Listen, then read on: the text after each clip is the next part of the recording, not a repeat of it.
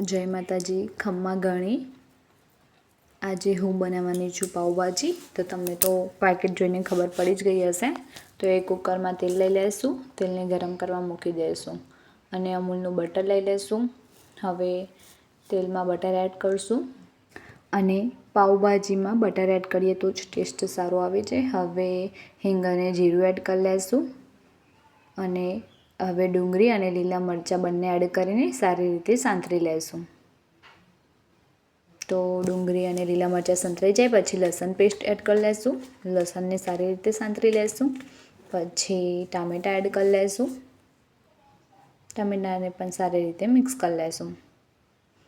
બધું મિક્સ થઈ જાય એટલે આપણે બેઝિક મસાલા એડ કરી લઈશું। હળદર, ગરમ મસાલો, મરચું,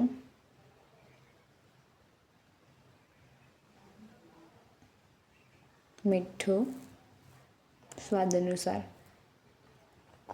અને થોડી હિંગ અને લાસ્ટમાં ધાણા જીરું બધું મિક્સ કરીને પાઉંભાજી મસાલો 4 ચમચી એડ કરી લઈશું। પાઉંભાજી મસાલો એડ કરીને ફરીથી એકવાર સારી રીતે બધા મસાલા મિક્સ કરી દઈશું અને હવે થોડું પાણી એડ કરીને સારી રીતે હલાવી દઈશું, કારણ કે પહેલાં આપણે શાકભાજી એડ કરવાના છે, પાણી એડ નથી કરવાનું। તો હવે આપણે પહેલાં બટાકા લઈ લઈએ, પછી વટાણા એડ કરી લઈએ, પછી ગાજર એડ કરી લઈએ અને લાસ્ટમાં ફ્લાવર એડ કરશું।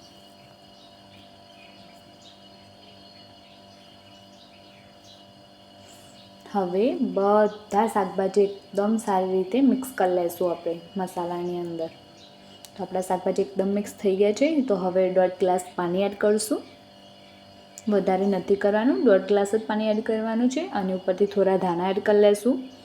હવે કુકરનું ઢાંકણું બંધ કરીને આપણે 8 થી 9 વિસલ કરી લેવાની છે કુકરની અને પહેલાં 1 સીટી ફાસ્ટ ગેસ ઉપર કરવાની છે અને 8 થી 9 સીટી ધીમા ગેસ ઉપર, તો જ આપણા શાકભાજી સારી રીતે ચડી શકશે। તો હવે ભાજીના મિક્સરથી તમે ઝીણા કરી શકો છો શાકભાજીને, કાં તો પછી ગ્લાસની મદદથી પણ તમે કરી શકો છો, પણ ધ્યાન રાખજો કે થોડું પણ શાકભાજી મોટું ના રહેવું જોઈએ, એકદમ નાનો કરી દેજો। અને થોડા ધાણા એડ કરશું ઉપરથી અને એમાં થોડું પાણી એડ કરશું ગ્રેવી માટે। તમે તમારા રીતે માપ પ્રમાણે કરી શકો છો। તો પાણી એડ કરીને સારી રીતે મિક્સ કરી લઈશું ભાજીને।